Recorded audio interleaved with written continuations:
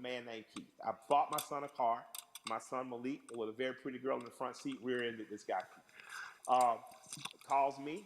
I pull up to Keith and the police officer. I say if he'll allow me to handle this privately, I just don't want to call my insurance company because I had just got in an accident. For I drive fast.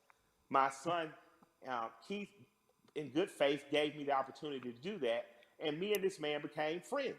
I'm literally friends with this white man who told me about Atlanta pre-white flight and desegregation, who's taught me about fatherhood and the importance of presence in your child's life. That doesn't happen if we're not open for it to happen. So an allyship with white people doesn't have to be an organization of saving the world, but you do have to do what me and Keith did. You do have to, on blind faith, trust someone who doesn't look like you and allow that person to educate you. So an allyship is not just calling your black friend saying what I do. It's going to black organizations that might be local and saying, what am I do? It's calling your friend and saying, what's the next thing you're doing? And I want to be an extra set of hands. Doesn't mean you get to go to the black people meeting, but it does mean if they say, I'm going to feed people on Skid Row, you show up. And you show up with empathy and care, you do it. And I'm going to tell you, we need doctors in that space. We need lawyers in that space. We need legislators in that space. We need the people who are really empowered to be in that space, because there's some things that need to happen on ground level that once the grassroots people have gotten it here, there needs to be money put behind these things. A lot of the problems that we have now that are erupting could have been solved in 96, 2006, 2016, and all these other years, but we chose not to because we trusted the right thing's going to happen. Right thing's not going to happen unless we make it. And after that, you have the potential to truly be brothers and sisters. You have the potential to be past Yes. the letting cultural, national, religious markers evict the fact that I know that I'm talking and I'm with a human being, and at our very core, past any physical difference, my job is to honor the soul of that other human being. So there's no need to have allies because I'm not at war. I truly have a brother and sister. There's no need to have an ally because there's no threat of war. I refuse to send any 18-year-old boy or girl off to die. And that has to be something that's much, much deeper than policy, much, much deeper than the human condition in the last 500 years. We have to get back to that. So that's my humble opinion. I don't know, where that takes white America, but I hope we stay standing up, fighting together. Mike, we've been having this great conversation, and a lot of people watching, they probably want to know, because again, these things happen in flashes where 1 minute we're talking about this, everybody's fired up, everybody's willing to do Yeah, things, and then the next minute, the momentum dies. So how can the people who yeah. are watching now, how can they keep this conversation, this action, this momentum going? Take this conversation, get 8 to 10 people around you, your neighbors and people who live within 10 square miles, and start to see what you can do to affect. And then connect city or places that are doing it right, or that are doing it right in other places. Connect with those people and just if all of us do a little bit, no one has to do a lot. If all of us do a little, if all of us pick a little to do, no one will have to do a lot. That's a word right there. If we all do a little bit, nobody has to do a lot. Has to do a lot. Um, Absolutely. Nobody has to do a lot. Mike, I have enjoyed this conversation like I enjoy every conversation with you. I can I certainly love you. talk to you. Yes, it is mutual. The mutual respect and love of society right here. Thank you, and more importantly, thank you for everything you do on the ground. I mean, so many people. I mean, I knew that you tell the truth the way it needs to be told, but a lot of people during this time of crisis have been Yeah. exposed to you and understand that. I mean, you really are for the people. This is I called We the am. People. This is you all day long. So thank you for all the work and all the inspiration, all the words, everything that you're adding to this conversation, and more importantly to this action. With that said, we have to say goodbye, but we don't have to get out of here just yet because I'm gonna toss this on to my brother Okay. Van Jules, who can take it from here.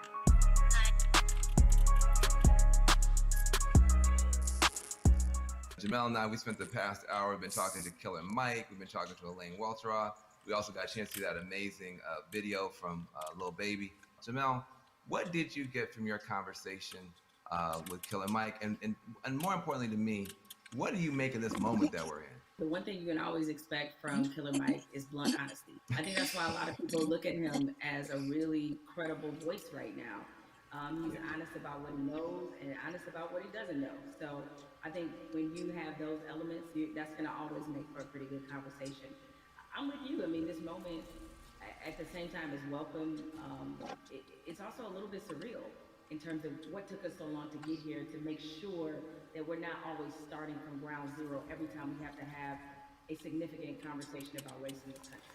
Why do you think it's different this time? Because I mean, there have been videos before, and yet people still now act like they're shocked. Help me understand what's different this time from your point of view. What's your theory? It's two things that I think stood out about the George Floyd video. One, there was no yeah, but. And granted, in my mind, we've seen videos where there was no yeah, but people nevertheless invented a yeah, but. But in this one, there really wasn't one, even if you were Stretch Armstrong trying to stretch and find one, there just wasn't one. What always has just stuck with me is the look on this officer's face as he was kneeling on George Floyd's neck. It was so cold. It was as if this were Thursday. And he showed such a little emotion, remorse, any emotion you want to name. He didn't show any of that as he killed a man in the middle of the street with bystanders looking on. So I think that situation, coupled with the fact we had already been reeling from Ahmaud Arbery, we had already been reeling from Breonna Taylor. And even though the situation wasn't fatal, there was definitely a storm of frustration at what happened with Christian Cooper. So this all together leads us to this moment where finally, even the most adamant naysayers who wanted to pretend as if this wasn't a structural problem, what could they say? I mean, there was nothing else that could be said, and I think everybody who was already fed up decided now is the moment, now is the time. The world has slowed down because of COVID-19. If we are going to address this, this needs to happen now. I've never seen 20, 30 million white people asking black people for leadership. Oh, fuck, he's up there. That's interesting because they start, well, what do you want me to do? I'm like, well, I don't know. Google is a powerful tool. I don't know. I'm realizing now, though, that this is an honest question. How do you think that we as African Americans and our allies can rise to meet a moment like this and actually accept the fact that we may actually have a couple million new allies? And how do we deal with that? That's new for us. I'm glad you used the word leadership because there's a difference between us being put in a leadership position and us being put in an educational position. The educational part, we are long past, right? We don't want to be educating anybody else about race. We're not here to soothe you. We're not here to make you feel better. But leadership is something different. And it looks different depending on how you want us to take that leadership. Certainly, we are accustomed to being a voice on these issues. We're accustomed to setting the agenda. It's fine if we continue to lead in that direction. I think what we're looking for is if this were, a relay race, we want to pass the baton and we want you to be able to say, okay, here's what we've been.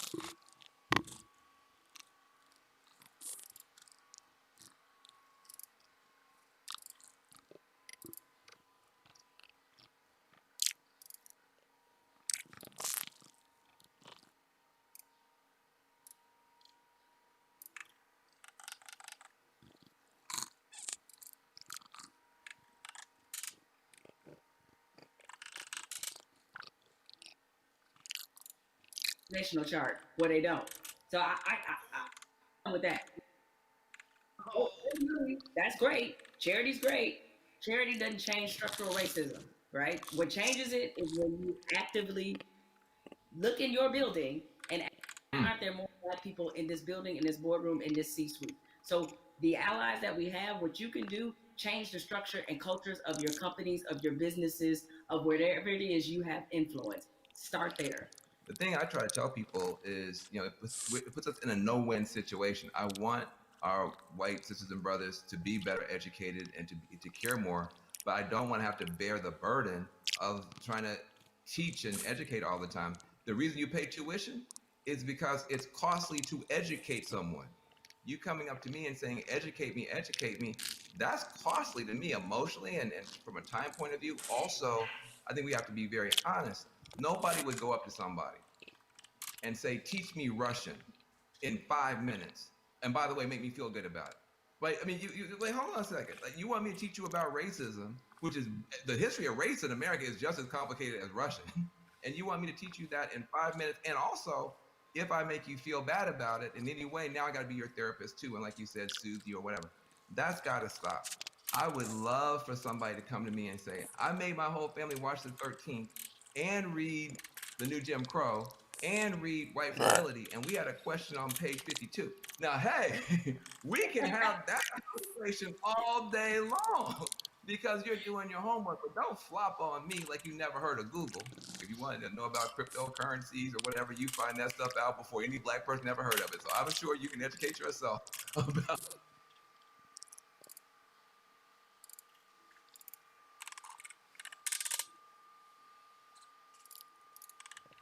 But I love you to death.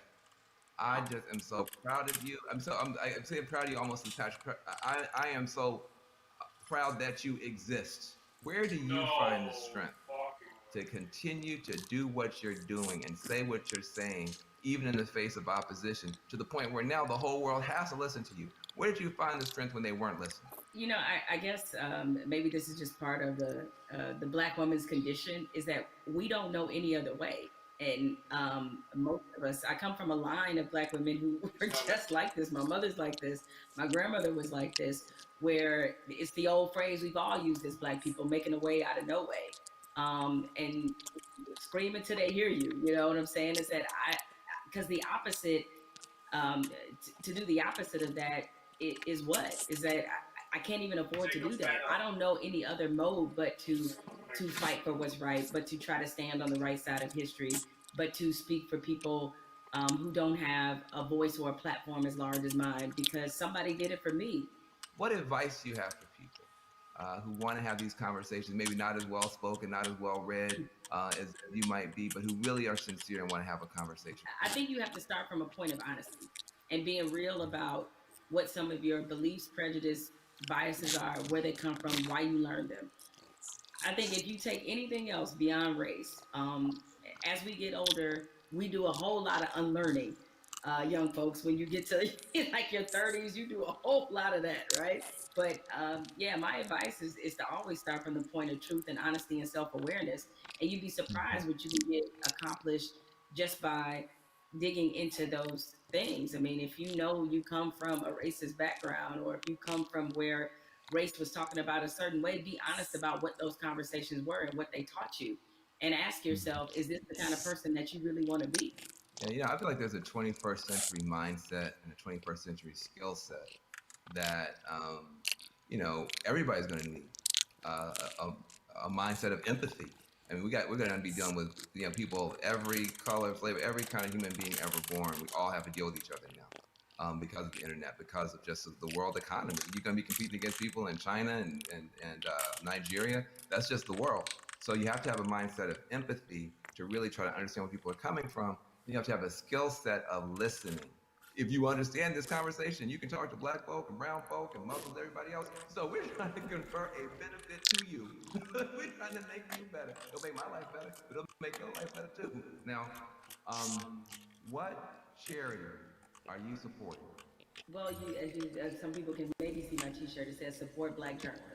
Right, the lack of still Black journalists in most newsrooms is pretty appalling.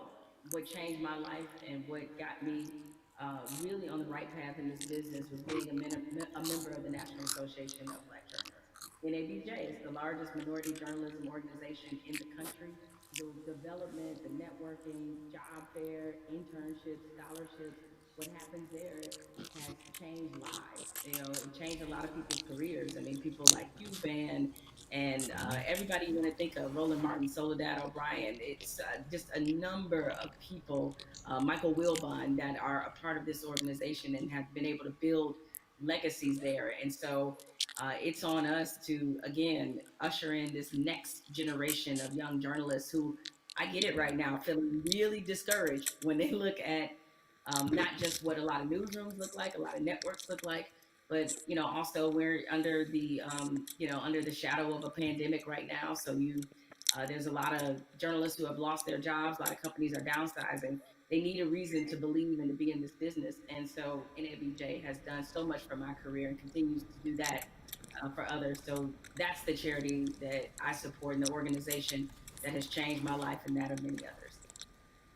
Well, listen, I second that, third that, and fourth that. NABJ is a beautiful organization. I've got groups I want to support as well. But what I want to say to you is just thank you for your life, for your leadership, for your courage, for your entrepreneurship, for your T-shirts and all that type of stuff. Make sure to support the sister businesses, Yeah, and let's keep this conversation going. Much love that's to you. it. Thank you, Van. This is a pleasure. I got good news for you. I got bad news for you. The good news is that people are activating all around the world, all across the planet for change. That is a powerful moment. Here's the bad news. Unfortunately, this is not a one answer fixes everything situation.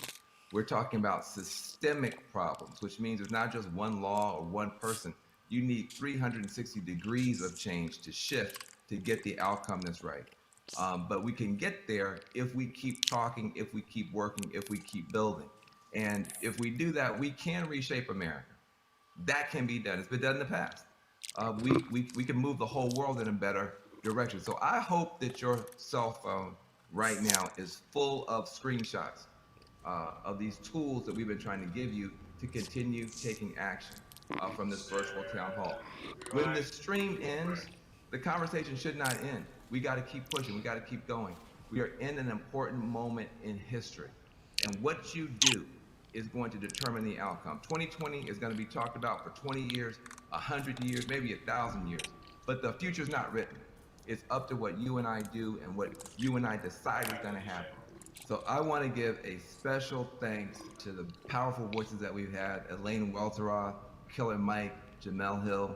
Make sure you visit 50percentpledge.org to learn more about the power of money. Also visit my organization, reformalliance.com. We're trying to make a change. Let's be about it, not just talk about it. I'm Van Jones. Black Lives Matter.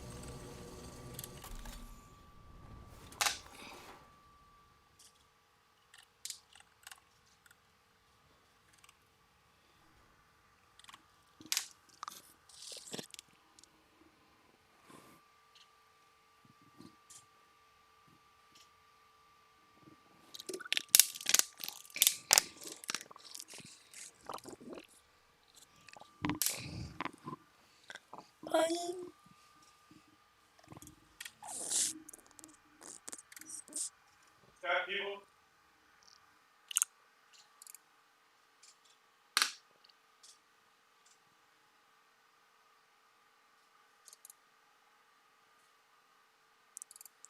Come back.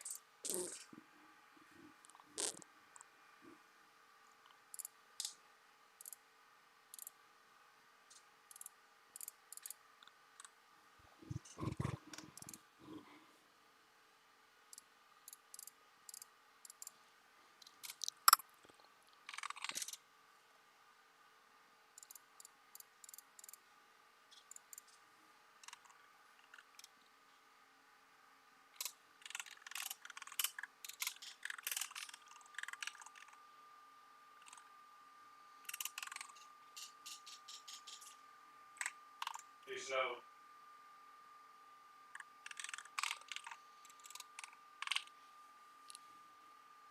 Wait. You coming out here?